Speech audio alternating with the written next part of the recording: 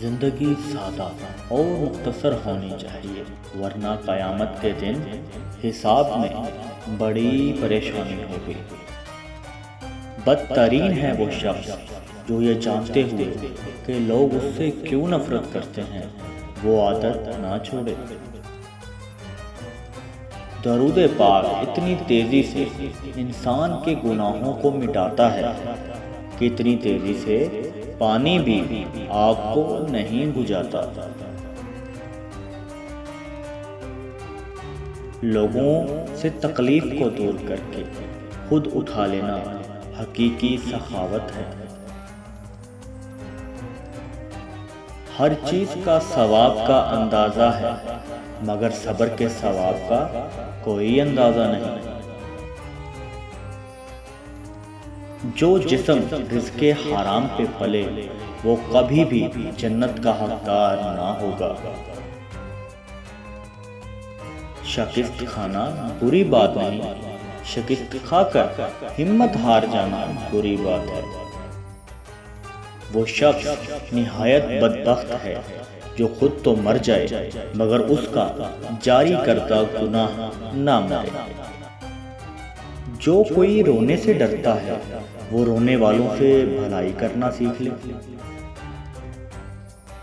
جو کوئی 5 وقت نماز پڑھتا ہے وہ اللہ عز و جل کی حفاظت میں ہے، اور جس کی حفاظت اللہ کرتا ہے اسے کوئی نقصان نہیں پہنچا سکتا۔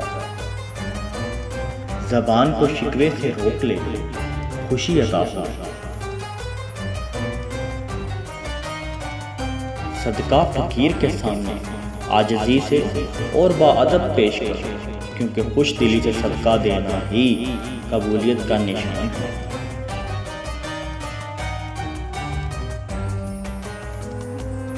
جو اللہ تعالیٰ کے کاموں میں لگ جاتا ہے اللہ تعالیٰ اس کے کاموں میں لگ جاتا ہے۔ جس پر نصیحت اثر نہ کرے وہ جان لے کہ میرا دل ایمان سے خالی ہے۔ مومن کے لیے اتنا علم ہی کافی ہے کہ وہ اللہ تعالیٰ سے ڈرتا رہے۔ اگر تم سے کوئی نصیحت مانگے تو اسے صحیح اور مخلص مشورہ دو۔ انسان خود عظیم نہیں ہوتا، اس کا کردار عظیم ہوتا ہے۔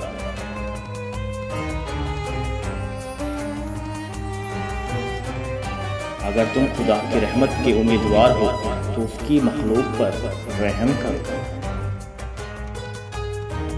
اللہ اس پر کرم کرتا ہے جو اپنے بھائی کی مدد کرتا ہے۔ صبر میں کوئی مصیبت نہیں اور رونے میں کچھ فائدہ نہیں۔ مجھے نئے کپڑوں میں دفن نہ کیا جائے۔ نئے کپڑوں کے زیادہ مستحق وہ ہیں جو زندہ ہیں اور برہنہ ہیں۔